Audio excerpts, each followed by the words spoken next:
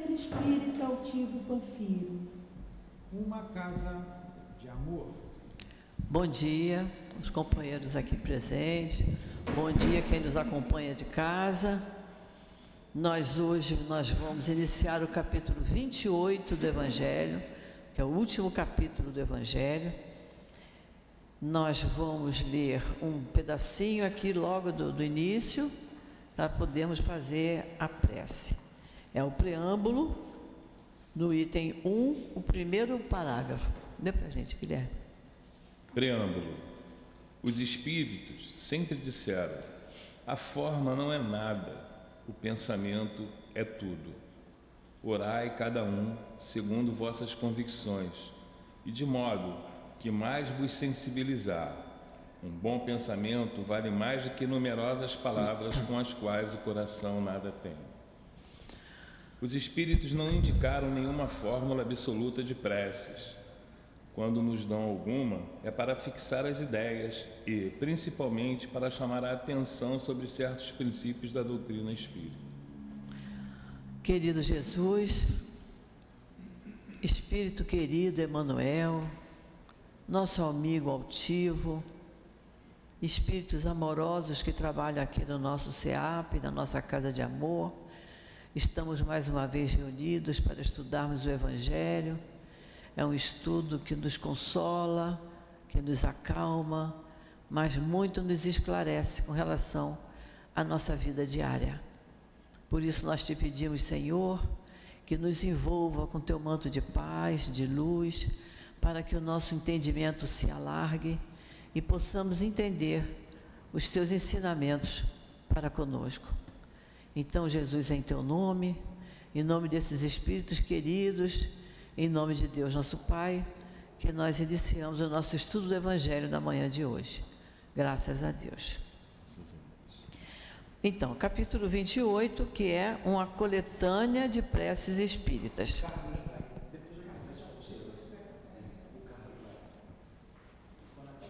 Então, por que Kardec colocou essa coletânea de preces? Quando a gente não está envolvido com uma doutrina, com uma religião, a gente tem dificuldade de fazer prece, né? A gente percebe quando as pessoas vêm para casa, que a gente quer fazer prece, fulano. Eu não sei ainda fazer. É certo, a pessoa não sabe. Eu passei por isso também. Eu fui acostumada desde pequena a rezar o Pai Nosso e a Ave Maria. Quando eu precisei me penetrar um pouco mais na dificuldade que eu estava passando, eu não sabia orar. E aí, então, uma pessoa muito querida disse: você não tem Evangelho em casa? Tinha, só que estava lá na estante, guardadinho. Abre ele, capítulo 28, que tem prece para tudo. Tem prece para quem acaba de nascer, para quem acaba de morrer, para quem está passando por aflição, para quem recebeu uma bênção, uma dádiva. Tem prece para tudo aqui. Então, Kardec, inteligentemente, botou no Evangelho preces. Quer dizer, numa hora de necessidade, a gente não sabe bem como é que a gente vai orar, a gente abre o capítulo 28, que tem aqui prece para todas as situações. Então, quando a gente começa aqui, ele fala no preâmbulo. O que é o preâmbulo? É a mesma coisa que prefácio. No início do Evangelho, nós temos lá o prefácio que foi ditado pelo Espírito de Verdade. O que é o preâmbulo? O que é o prefácio? É a introdução para a obra. Então, aqui, como o capítulo é grande, é vasto, é uma introdução ao capítulo 28. É uma explicação do que nós vamos encontrar no capítulo 28, certo? Então, como o Guilherme já leu, esse primeiro parágrafo, ele fala: a forma não é nada, o pensamento é tudo. Por isso que não é tão importante a gente se preocupar porque nós temos o Pai Nosso, nós temos prece de Cáritas, nós temos outras orações de outras religiões, né? Em geral, a gente ensina em aula de religião, na catequese, a gente ensina para a criança, ela decora aquilo ali, mas ela não está sentindo como nós também. Se nós fizermos uma prece decorada, nós não estamos sentindo o que a gente está falando. Por isso que é bom que aquilo parta do coração, do nosso sentimento, que é isso que ele está dizendo aqui, né? Ele diz: um bom pensamento vale mais que numerosas palavras.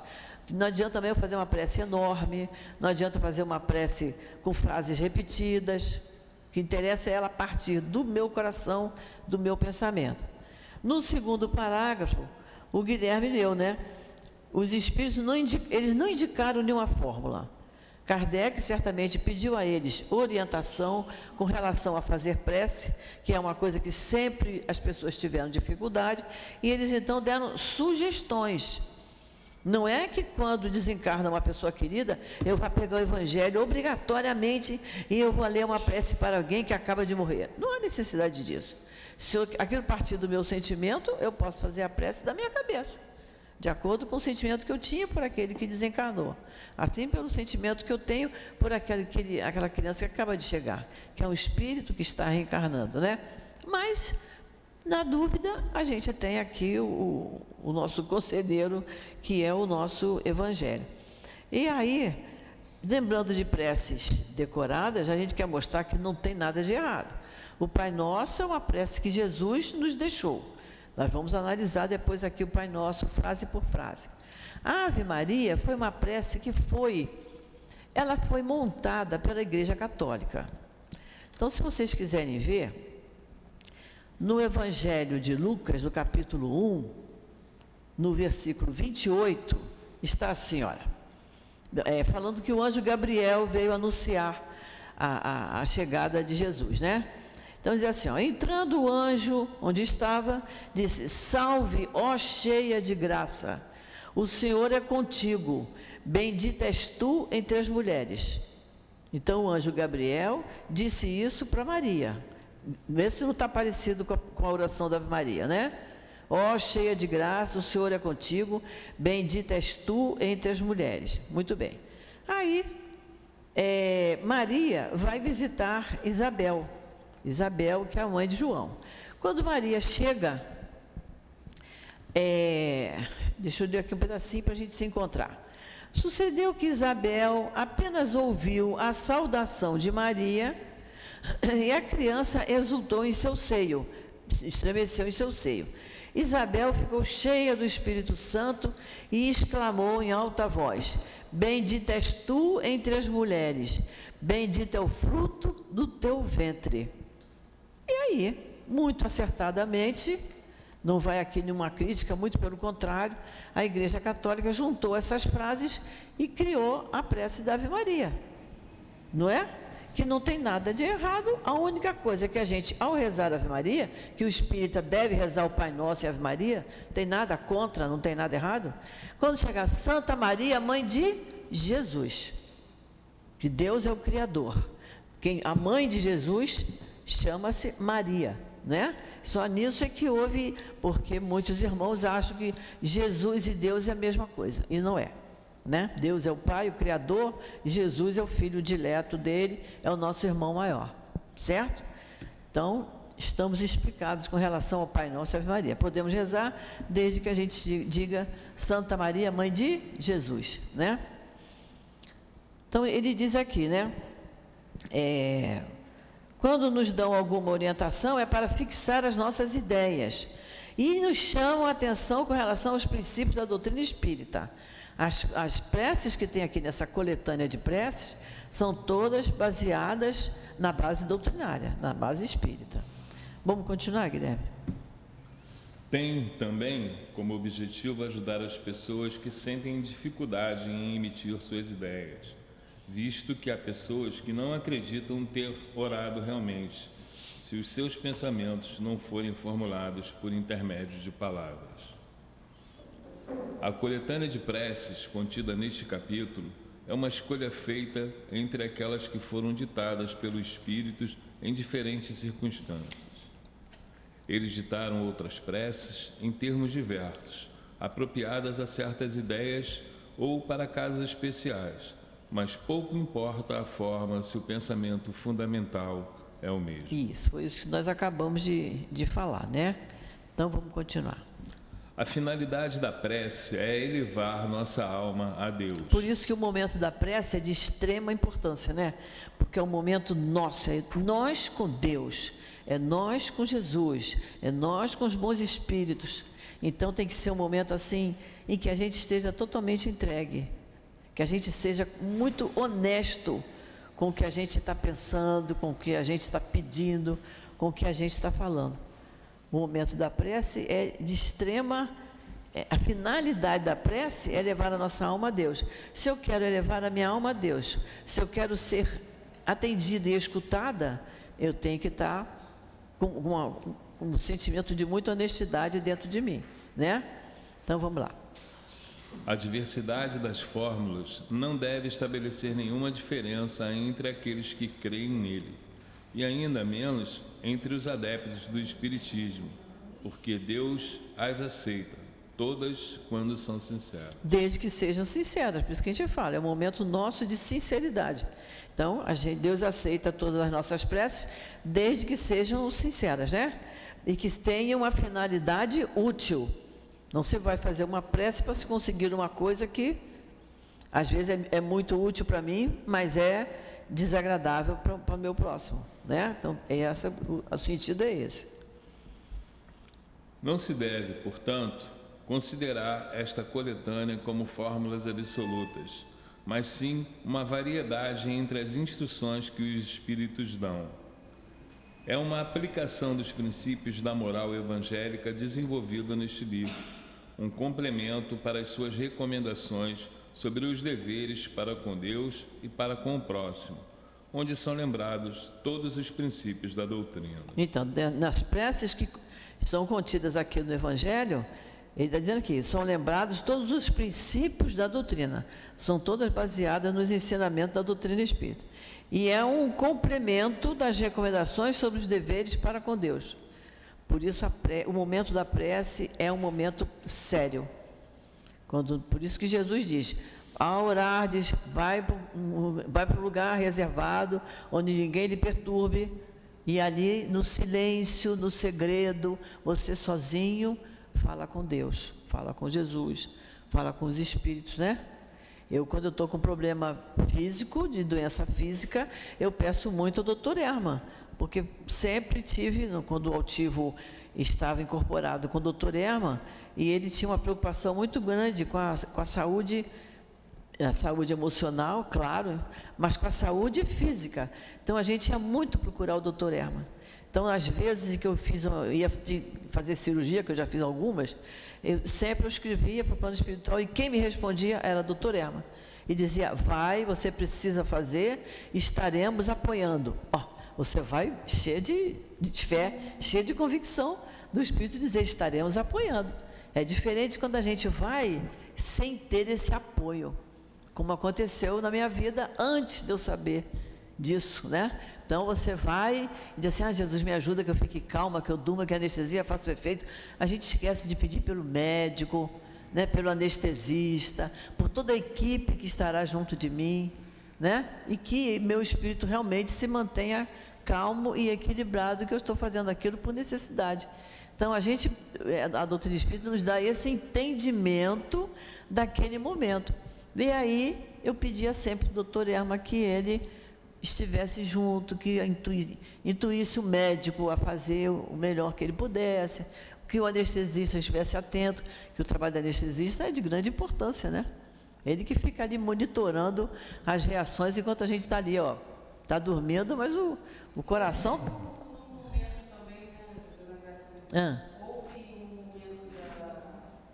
um tempo atrás, mais ou menos um ano, que eu tive uma reação assim, muito assim de. Não vou dar essa falta de fé. Sabe que você acha assim, poxa, estou sozinha? O que eu fiz? Será que eu fiz alguma coisa errada? Aí eu deitada assim, fui dormir, todo mundo foi dormir, eu deitada. Acho que eu caí no sono. Quando eu caí no sono, vi aquela multidão assim, sabe? Aquela luz, aquela coisa assim em cima. Aí eu falei, nossa, caramba, quem foi que acendeu a luz? Quando eu abri assim, eu só escutei assim, você nunca vai estar sozinho. Só que tem escolhas. Estamos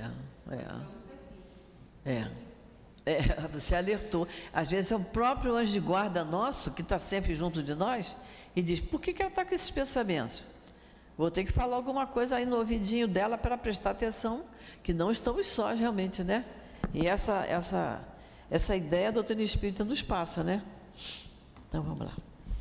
O Espiritismo reconhece as preces de todos os cultos como boas, quando são ditas pelo coração e não somente pelos lábios. Está vendo? O Espiritismo reconhece prece de todos os cultos. Então, por isso que eu expliquei aqui a questão do Pai Nosso, que foi a prece que Jesus nos deixou, e expliquei como foi formada a Ave Maria, e a gente respeita, né?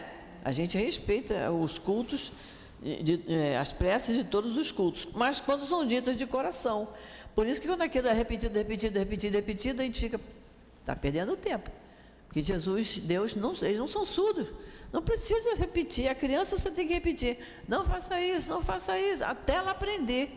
Mas Deus precisa ouvir uma prece 5, 6, 7, 8 vezes? Não precisa, né? Basta que a gente faça uma vez com todo sentimento. Chega lá. Não impõe nenhuma prece e também nenhuma condena. Como o Espiritismo nos ensina, Deus é imensamente magnânimo para repelir a voz que implora ou que canta seus louvores, somente porque ela o fez de uma forma e não de outra. Todo aquele que condenasse as preces que não fazem parte da sua coleção, provaria que desconhece a grandeza de Deus. Crer que Deus se restringe a uma forma é atribuir-lhe a pequenez e as paixões da humanidade. Isso aí. Uma qualidade essencial da prece, segundo Paulo, no capítulo 17, no item 16, é ser compreensível, para que possa falar ao nosso espírito. Isso, a gente lembra dessa passagem de Paulo? Deixa eu só dar uma relembrada aqui. Nós estudamos no capítulo 27, né? Item 16. Quando ele fala, ó, se eu não entender o que significam as palavras, eu serei como um bárbaro para aquele que fala. E aquele que me fala será um bárbaro para mim. Nós comentamos, né? Se você faz uma oração numa outra língua, até mesmo se rezar um Pai Nosso em inglês, meu inglês ficou lá no século passado, eu vou ficar voando. Ainda bem que eu conheço o Pai Nosso. O Guilherme pode falar inglês, que eu vou ficar falando em português. Mas se o Guilherme for falar em outra língua, vai me atrapalhar, né? Se for falar em japonês, em árabe, eu vou ficar meio perdida. Então, isso que nós temos que falar numa linguagem que todos entendam, né? E por isso que ele está lembrando aqui, capítulo 27, item 16. Se vocês quiserem anotar, é muito bom a gente lembrar o que quer dizer isso, né? Temos que louvar a Deus sempre na própria língua, para que no final possamos dizer amém. O que é o amém? É o assim seja. E eu só posso dizer que assim seja se eu entendi. Já pensou se uma pessoa diz uma coisa absurda, eu digo que assim seja. Eu estou aprovando o que ele disse, né? Então é isso que ele está falando aqui. Para isso, no entanto, não é suficiente que ela seja dita em uma língua que se possa compreender. Porquanto existem preces que, embora em língua comum, não dizem mais ao pensamento do que as de uma língua estrangeira, e que, por isso mesmo, não chegam ao coração. As raras ideias que encerram muitas vezes são abafadas pela quantidade de palavras e o misticismo da linguagem. São abafadas, por quê? De tanto falar, quem está assim assistindo até perde o interesse. Eu não estou entendendo mais nada que está falando, me cansei. Tudo muito demorado cansa, né? Então, é por isso que está falando, essa quantidade de palavras, fazer uma prece demoradíssima, porque às vezes a pessoa quem não estuda isso aqui, pode ser até espírita. Uma vez, há muitos anos, eu fui a uma casa espírita, que a pessoa fez uma prece que levou uns 20 minutos. E o pior é que eu estava em pé. Olha que eu era bem mais jovem, eu podia ficar em pé. Mas aquilo foi me irritando. Você passa com o pé, pisa num pé, pisa no outro, na perna, na outra. Eu digo, gente, não vai acabar isso aí, entendeu? Então, a prece tem que ser uma coisa até agradável de ser falada, de ser ouvida, né? E curta, sucinta, né? E olha o que ele diz. Sobretudo porque nesse estágio em que a gente se encontra, uma das maiores dificuldades que a gente tem é a concentração. Né? A concentração. Você imagina você absorver 20 minutos de prece. Não tem condição. Não vai. Não tem condição. Aí fica uma coisa, fica quase que particular. É só eu que estou pensando, porque o restante já está distraído. Você vê, se Uma criança chora aqui no salão, tem sempre 2, 3 pessoas que olham para trás. Sabe que é um choro de uma criança, mas vai olhar, não sei porquê. Aí nós estamos sentados aqui, entrou alguém ali, as cabeças viram para lá. A gente se distrai com a maior facilidade. Por isso que a prece tem que ser enxuta, tem que ser pequena, para que todos possam acompanhar. E sem se distrair. Igual quando chega alguém com uma sacolinha plástica. Com uma sacolinha, aí é que piorou. Tira 10 sacos de dentro. Até arrumar a sacolinha plástica parou tudo, né? É isso aí. A principal qualidade da prece é ser clara, simples e precisa, sem frases inúteis ou adjetivação supérflua, que são apenas enfeites sem valor. Cada palavra deve ter a sua importância, revelar uma ideia, deve, enfim, fazer refletir. Só com essas condições, a prece pode atingir o seu objetivo. De outra forma, ela não passará de ruído. Também observamos com que ar de distração e inconstância elas são pronunciadas na maioria das vezes. E não é verdade? Nós acabamos de falar isso, né?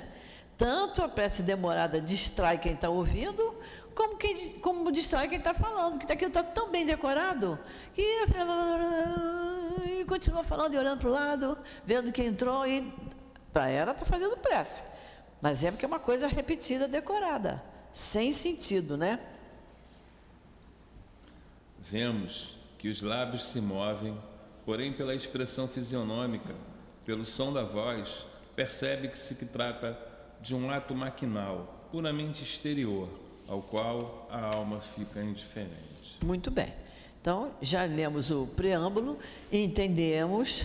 Agora vem uma coisa aqui interessante, né? Olha o que ele diz aqui. As preces que constam nessa coletânea estão divididas em 5 categorias, a saber, aí tem as 5 categorias. A primeira, preces gerais, quer dizer, é para todo mundo. O segundo, prece para si mesmo, eu fazer prece para as minhas necessidades, para mim mesma. Número 3, prece que eu faço pelos outros. O 4, prece pelos que não estão mais na terra, pelos que desencarnaram, e prece pelos doentes e pelos obsidiados. Então, eu aqui no meu evangelho, para me facilitar, eu vi lá, preces gerais, começa logo a seguir, não é? Então, no meu evangelho, aqui eu estou na página 642, eu escrevi lá, do lado do número 1 eu botei, página 642. Quando eu quero fazer prece para mim mesma, eu sei que eu posso ir lá na página 662. Quando eu quero fazer prece pelos outros, eu vou lá na 686. Então, a gente se organiza. No caso, morreu uma pessoa, eu vou lá na página 699, direto, eu não preciso ficar folheando o Evangelho até achar a prece para aqueles que acabaram de desencarnar. Entendeu? É só... Não dá para fazer agora, mas em casa, vocês... Faz um índice, né? Faz uma espécie de um índice. Em casa, é só procurar direitinho no capítulo 28, onde é que estão as preces para si mesmo, pelos outros, pelos que não estão mais na terra, e pelos doentes e pelos obsidiados. Aí bota do lado o número da página, quando precisar, já vai direto lá, né? Não precisa ficar procurando. Então, as preces, essa coletânea de preces foi dividida assim, nessas 5 categorias. Aí ele diz, com a finalidade? Com a finalidade de chamar mais particularmente a atenção sobre o objetivo de cada prece e de tornar mais compreensivo o seu alcance, todas elas são precedidas de instrução preliminar, uma espécie de exposição de motivos, intitulada prefácio. Isso, está vendo? Todas elas são precedidas de instrução preliminar, que se chama prefácio. O prefácio, o preâmbulo, é a mesma coisa. Então, como é que nós vamos fazer no capítulo 28? Vocês já viram que o capítulo 28 é grande, ele tem 86 itens. Mais ou menos isso. 84. É muita coisa. Então, nós não vamos estudar aqui as preces, porque tem os exemplos de prece. Prece a gente vai escolher de acordo com a nossa necessidade, abre o Evangelho e faz a prece. Mas nós vamos analisar todos os prefácios das preces, porque são voltados para a doutrina espírita, é mais uma maneira da gente guardar melhor os conceitos, as bases espíritas, tá bem? Da doutrina espírita. Então, nós vamos analisar os prefácios de cada prece. As preces não, as preces ficam por nossa conta. A gente vai usar quando precisar, né? Então, vou ver aqui, número 1, preces gerais, é o número 1.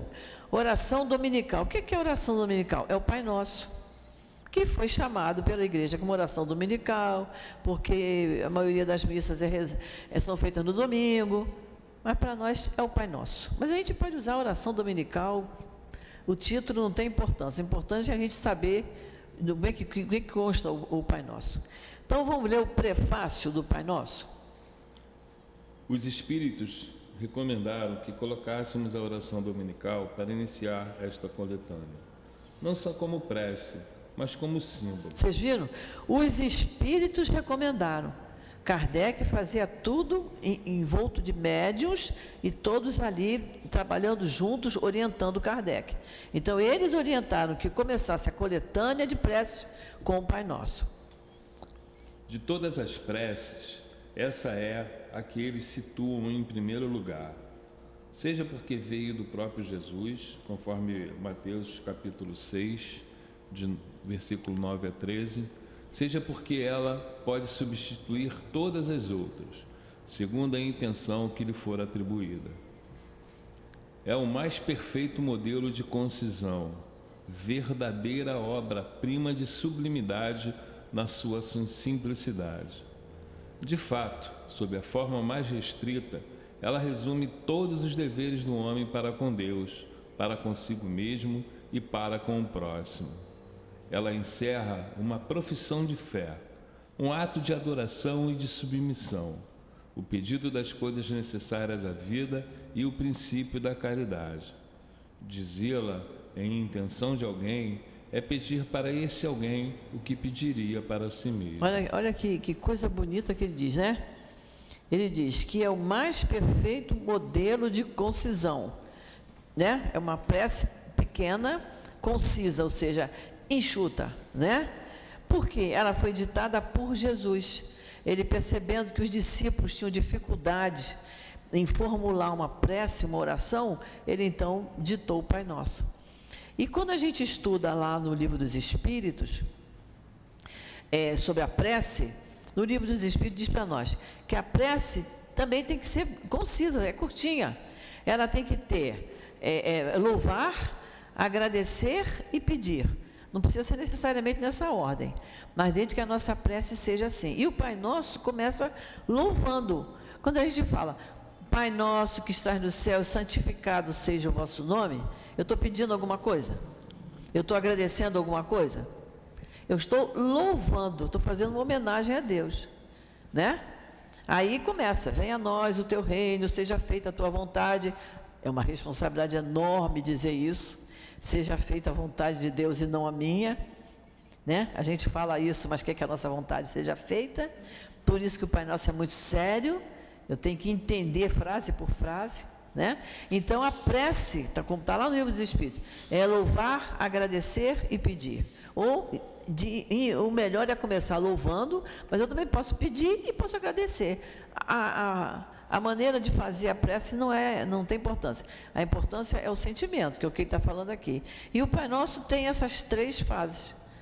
Por isso que ele fala que é o mais perfeito modelo de oração. É a prece que Jesus nos deixou.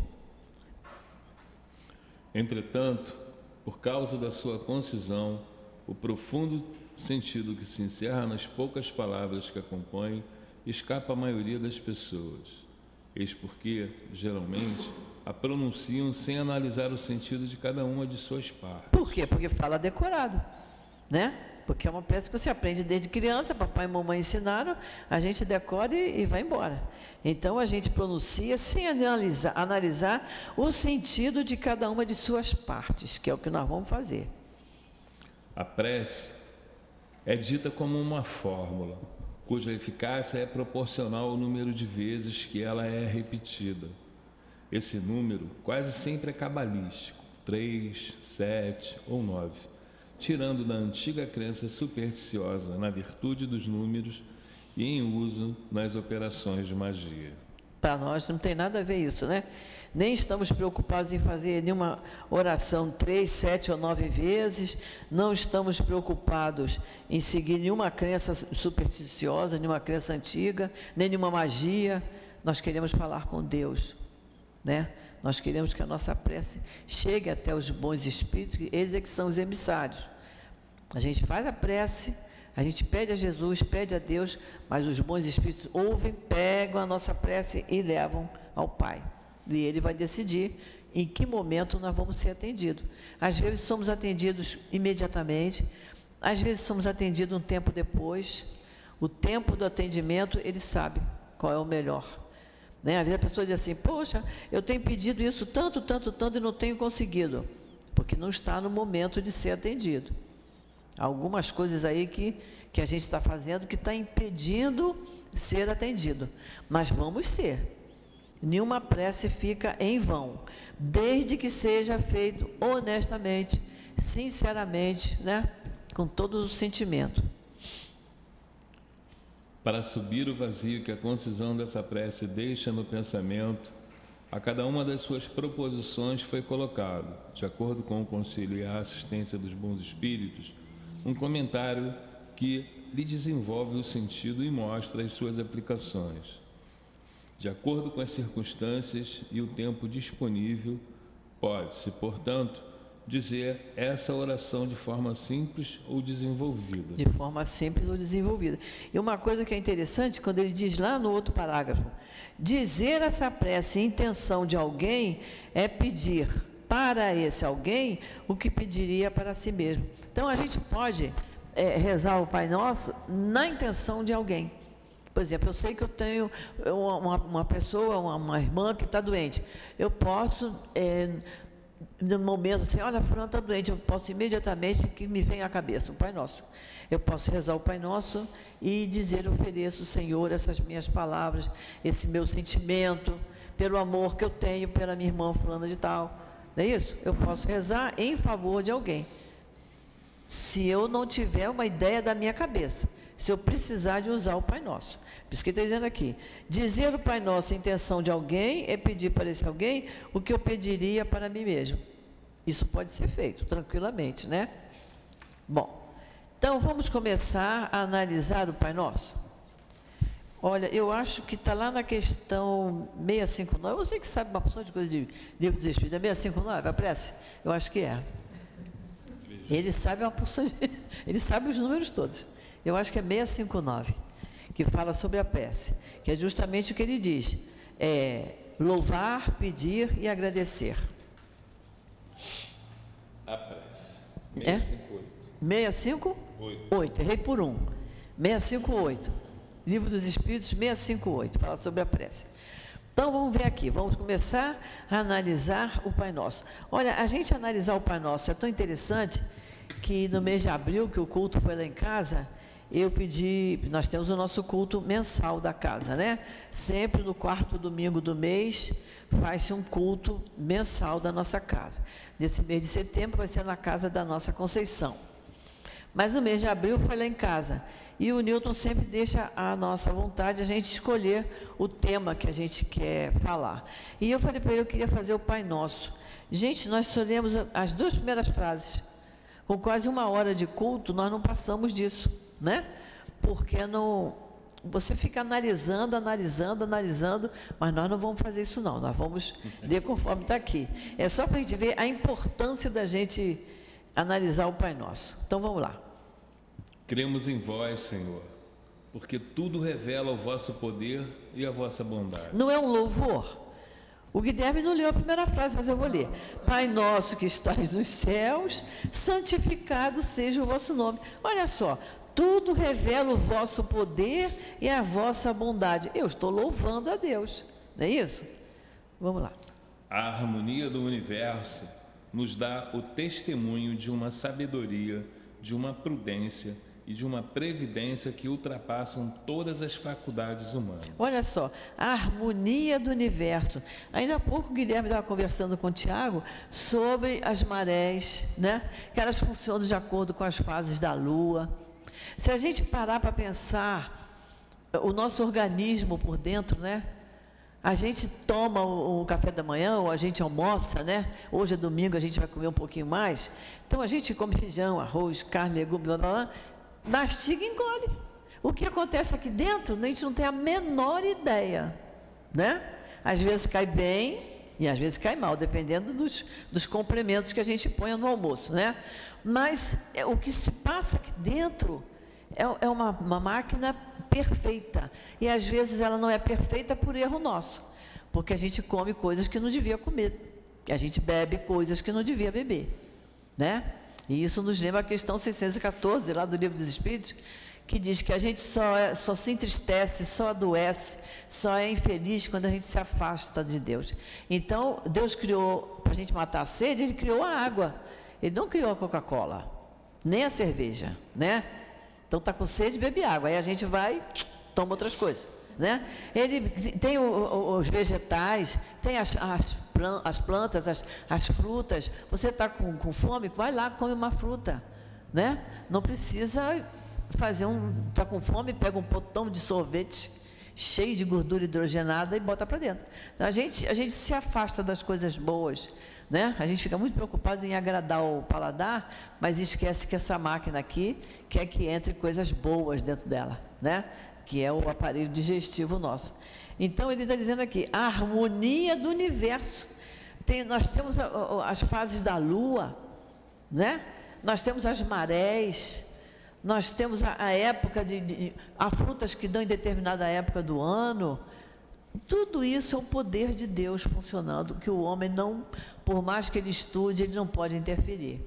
Dona Gracilde, eu recentemente, acidentalmente, eu estava estudando sobre o maracujá.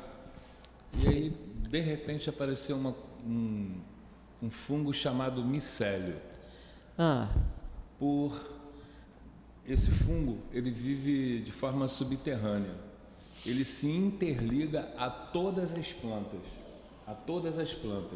Então, se uma determinada árvore é derrubada pelo homem, esse fungo se encarrega de comunicar todas as outras, e elas direcionam todo o seu esforço para que aquela árvore brote. Ou seja, num exemplo de sabedoria e de uma forma gramatical, dizendo: servir ao outro é o objetivo da vida. E você vê, esse fungo ele não tem inteligência, ele não tem sentimento, né?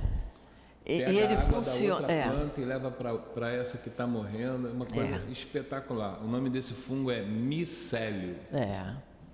E isso aí está tudo ligado às leis divinas, que as leis divinas funcionam desde o átomo. Na questão 540, Livro dos Espíritos, explica isso, né?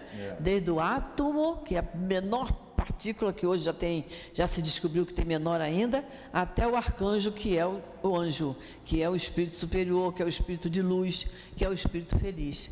Esse desenvolver todo, como a gente vê a borboleta, né? Que vem de uma minhoquinha feinha pra caramba, né? E daqui a pouco dali sai uma borboleta lindíssima, né? O bicho da seda, né? Que dentro do casulo, ele faz a seda para a gente fazer uma roupa. Tudo isso são coisas de Deus, são coisas divinas, né? A natureza está totalmente integrada às leis de Deus. Nas leis de Deus. Nós, humanos, é que temos o privilégio de destruir tudo. É impressionante. A gente saiu a gente perdeu, né? Perdeu isso aí. E é interessante que as leis de Deus funcionam, por exemplo, a lei do trabalho. A lei do trabalho é só para nós, que quem trabalha é o ser humano. As plantas trabalham. Imagina, as abelhas. As abelhas, elas trabalham. Então, a lei de Deus, as leis de Deus vêm desde o início. É muito bonito isso. E sem a menor preocupação de servir só a si, né? Tudo aquilo que a natureza produz em abundância. Em abundância para todos, né? E para todos, sem vaidade, sem exibição, né? Porque às vezes a gente fala assim, eu hoje já fiz muita coisa. E aí a gente fala tudo que fez durante o dia. E, né?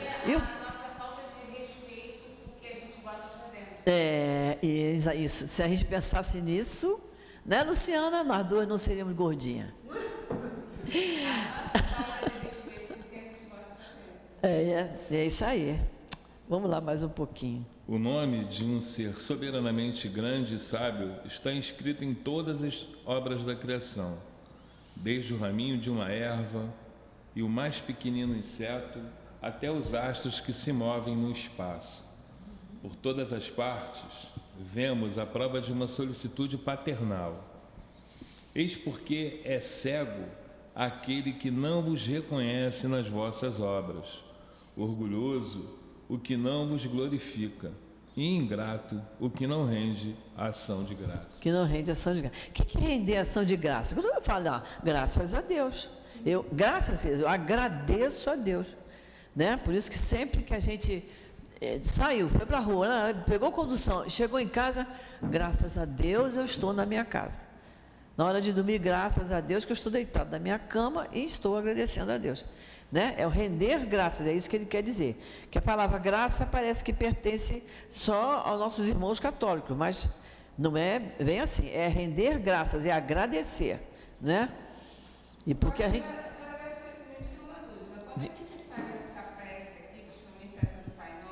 A gente tem que, quando fizer ela, tem que fazer ela toda, pode fazer ela por parte, cada dia fazer ela por parte. Olha, o ideal é fazer ela toda, né? Porque ela é pequena. Né? Aqui cada frase tem uma explicação.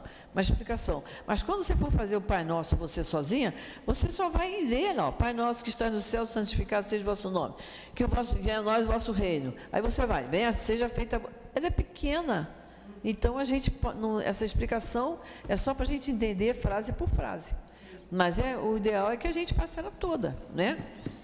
E é interessante quando ele fala aqui, eis porque é cego aquele que não reconhece as suas obras. Você não reconhecer que existe Deus, né? Na nossa vida, nos nossos momentos, no nosso organismo, na planta que a gente come. Guilherme que gosta de plantar, né, Guilherme? Você vê a planta crescer, a fruta surgir, você vai lá, retira e come. Isso é uma coisa de Deus, é uma coisa maravilhosa, né? Orgulhoso aquele que não vos glorifica, que não reconhece que existe Deus. Você até hoje ainda vê gente conhecidíssima em televisão, diz assim, se é que existe alguém lá em cima, eu digo, mas olha, eu pensei que fosse mais inteligente. Não é tão inteligente, porque se fosse, não repetia mais essa frase. Porque eu já contei aqui, num programa que eu assisti de médicos, na TV Cultura, só de cirurgiões de cabeça, eram 8 médicos, e um deles, já até com mais idade, ele falou, o médico cirurgião de cabeça, aquele que abre a cabeça para fazer uma cirurgia, se ele não acreditar em Deus, ele não é um bom médico. E todos que estão em volta dele balançaram a cabeça afirmativamente, porque é daqui que parte tudo.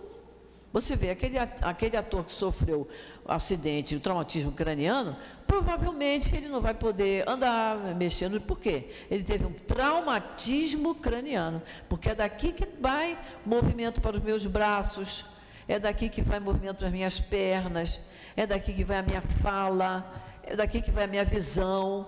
Nessa caixinha aqui, está tudo contido aqui. Você deu uma pancadona nessa cabeça, você perde o movimento do pé. Olha lá, o pé está lá embaixo, a cabeça está aqui. Mas é daqui que os movimentos partem. Então, quando esse médico falou isso, eu falei, gente, que coisa maravilhosa que ele está dizendo. Então, nós, coitado de nós, dizermos uma coisa dessa. Aquele lá de cima, se é que existe alguém lá em cima, né? Dizendo até assim com um certo desprezo, né? Não acredita naquilo, que a gente lamenta profundamente que ele diga isso, né? Vamos para a frase número 2. Que o vosso reino venha. Senhor, destes leis cheias de sabedoria aos homens, leis que lhes dariam a felicidade, se eles as obedecessem. Com essas leis, fariam reinar entre eles a paz e a justiça, se ajudariam mutuamente, em vez de se prejudicarem como o fazem. O forte sustentaria o fraco, em vez de esmagá-lo, evitariam os males que se originam dos abusos e dos excessos de todos os gêneros. As misérias terrenas, em sua totalidade, provêm da violação das vossas leis, porque não há uma só infração que não tenha suas consequências fatais. Então, justamente o que nós falamos da questão 614, né? Quanto mais a gente se afasta de Deus, mais infeliz a gente é. E nisso envolve os nossos sentidos, os nossos prazeres, as nossas necessidades. Se eu pensar só em mim, materialmente, eu estou afastada de Deus. E aí eu estou errando. É isso que ele está dizendo aqui, né?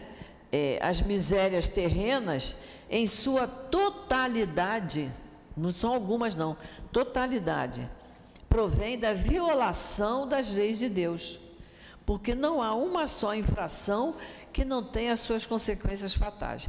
A gente, quando comete uma infração de trânsito, que é uma coisa material, se aquele sinal ali naquele dia está com defeito, não acontece nada.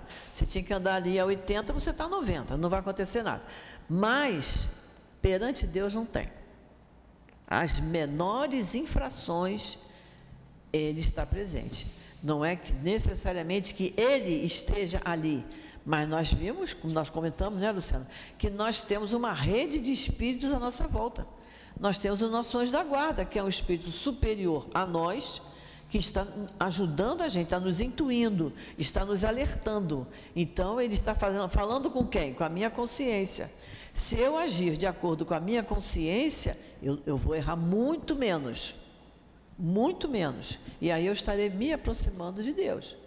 É isso? Agora, quando eu digo, eu sei que isso está errado, mas eu vou fazer, porque me deu na telha, eu sou dona do meu nariz, eu faço o que eu quiser, estou infringindo as leis e estou violando, né, as leis de Deus e tenho que arcar com as consequências.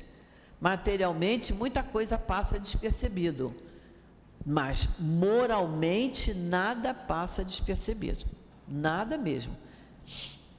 Vamos lá. Nossa, Kardec. Temos que orar e vigiar, não é isso? Vigiar e orar. Vamos lá. Destes ao animal. Esse parágrafo agora faz a diferença. Destes ao animal o instinto que lhe marca o limite do necessário, e ele com isso se conforma maquinalmente. Mas ao homem, além desse instinto, deste a inteligência e a razão. Destes também a liberdade de obedecer ou de não respeitar aquelas das vossas leis que pessoalmente lhe dizem respeito, isto é, de escolher entre o bem e o mal, para que ele tenha o mérito e a responsabilidade das suas ações. Esse parágrafo tem uma porção de coisa aqui para a gente pensar, né? Muita coisa. O que o animal, ele tem o princípio inteligente. Nós temos inteligência. O animal tem um princípio inteligente. Por isso que desde a escola a gente ensina a criança a plantar o carocinho do feijão, no algodãozinho, dentro de uma caixinha, né? A gente bota dentro de uma caixinha de sapato de criança, né? Fechado, mas faz um furinho do lado. Quando o feijão vai germinando, o que ele faz? Ele procura o buraquinho do lado, porque ele está buscando a luz, o sol. Ele não cresce para cima e bate na tampa da caixa, ele procura. Isso aí já é o princípio inteligente, é o instinto do vegetal. O animal tem instinto, né? Você vê que ele precisa ser ensinado, ele precisa ser domado. Há animais que têm um instinto mais apurado que outros, do que outros animais, de outras espécies. Mas ele diz aqui, mas ele deu ao homem a inteligência e a razão. todos nós temos inteligência. Se a gente não estudar, não quiser nem se alfabetizar, a inteligência está lá. Ela é como uma caixinha que ninguém abriu, né? Agora, quanto mais você estudar, você vai desenvolvendo. Não é que ela vai crescer de tamanho, não. Ela vai se qualificando. Então, quem sabe ler e contar está melhor do que aquele que não sabe ler nem contar. Quem estuda, vai fazendo seu fundamental, vai para a faculdade, está cada vez desenvolvendo mais aquilo ali. Quanto mais eu desenvolver a minha inteligência, eu melhoro o meu discernimento, que é o que ele diz aí, ó, escolher entre o bem e o mal. Escolher entre o que é certo e o que é errado, entre o bem e o mal, isso se chama discernimento. É eu saber escolher, né? E para que a gente tenha o mérito e a responsabilidade de nossas ações, nós temos o livre-arbítrio. Deus nos dá o livre-arbítrio. O que é arbitrar? É julgar, né? O árbitro, ele julga no jogo lá. Se é falta, se ele vai bater pênalti, o árbitro vai resolver. E nós resolvemos a nossa vida. Nós temos o livre-arbítrio. Nós escolhemos hoje estar aqui, não é? Mas tem pessoas que escolheram hoje estar na praia. Ontem, para eu ir para casa, nós tivemos que dar uma volta tremenda para chegar em casa, porque o Rio de Janeiro todo estava na Barra da Tijuca. Veio todo mundo para o mesmo lugar. A impressão que eu tinha era essa. Porque tinha a Bienal aqui, que engarrafou tudo e fechou o trânsito. Quando você pensa que você pode poder andar, não pode, porque está tudo engarrafado. É livre-arbítrio. Escolher. Tem alguma coisa errada ir para a praia? Não. Mas nós temos outra opção. Domingo de manhã, é praia ou vir ao SEAP? Agora eu venho ao SEAP, porque nessa hora eu estou cuidando do meu espírito. Quando acabar a aula do Newton às 11 horas, aí eu posso ir para a praia, não é? Aí está no nosso livre-arbítrio. Mas aí, para que é o livre-arbítrio? Para que eu tenha o mérito, ou seja, eu sou digna de elogio porque estou fazendo a coisa errada, e para que eu tenha responsabilidade das minhas ações. Né? Você vê que a pessoa que tenha a inteligência embotada, que ela tem uma deficiência mental, ela não tem responsabilidade sobre os atos dela. Ela não tem responsabilidade sobre os atos dela. Certo? Vamos ler mais um pedacinho. Ninguém pode dizer que desconhece vossas leis, porquanto, em vossa paternal previdência, desejaste que elas fossem gravadas na consciência de cada um, sem distinção de cultos nem de nações. Aqueles que a desrespeitam é porque vos desprezam. Olha, aí do lado vocês podem colocar questão 619 e questão 621. São duas questões importantes da gente estudar no Livro dos Espíritos. Um dia virá em que, segundo vossa promessa, todas as praticarão. Então a incredulidade terá desaparecido. Todos vós reconhecerão como o soberano Senhor de todas as coisas, e o reinado das vossas leis será o vosso reinado sobre a terra. Dignai-vos, Senhor, apressar sua vinda, dando aos homens a luz necessária para conduzi-los ao caminho da verdade. Por que ele fala dignai-vos de apressar a sua vinda, dando aos homens a luz necessária para conduzi-los ao caminho da verdade? Porque o Pai Nosso diz isso, olha, venha a nós o vosso reino, né? Jesus disse isso, venha a nós o vosso reino. Mas o que a gente entende para isso? Nós é que temos que nos aproximar desse reino, não é? Eu que tenho que evoluir moralmente e intelectualmente, porque tem que evoluir as duas asas, a asa do intelecto e a asa moral, para eu juntar isso tudo e me elevar, para me aproximar dele. Certo? Então é isso aí, gente.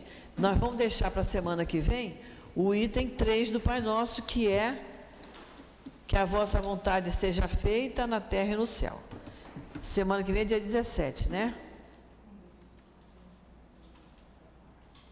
Certo? E nós vamos ler, para encerrarmos aqui, encerrarmos a nossa aula, quando começar, depois do Pai Nosso vem prece para as reuniões espíritas. Vão passando as folhas aí para vocês verem. Depois do Pai Nosso, tem o Assim Seja, depois dele vem prece para as reuniões espíritas, prece para o início da reunião, e depois tem prece para o fim da reunião. Não tem? Acharam? Acharam a prece para o fim da reunião? É o item 7. Sim. Tá. O Guilherme vai ler, que é a prece para o fim da nossa aula, depois a gente faz um fechamento. 7. Isso.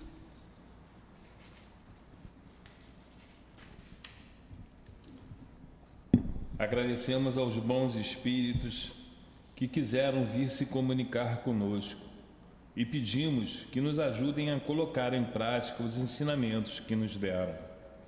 Que ao sair daqui, cada um de nós sinta-se fortalecido na prática do bem e do amor ao próximo. Desejamos igualmente que esses ensinamentos sejam proveitosos para os espíritos sofredores, ignorantes ou viciosos, que tiveram a oportunidade de assistir a essa reunião, e para os quais pedimos a misericórdia de Deus. E quanto a nós, Senhor, que possamos nos sentir cada vez mais fortalecidos no Teu amor, que as Tuas bênçãos de paz nos envolvam, que tenhamos um dia de muita paz, de muita serenidade, sempre lembrando, Jesus, dos Teus ensinamentos, sempre lembrando dos ensinamentos amorosos dos Espíritos que compõem o nosso Evangelho, e sempre lembrando que devemos seguir rigorosamente as leis de Deus. Então, Jesus, em Teu nome, em nome dos Espíritos amigos que sempre nos amparam, em nome de Deus, nosso Pai, que nós encerramos a nossa aula do Evangelho nesta manhã de domingo. Que Jesus nos abençoe agora e sempre. Graças a Deus.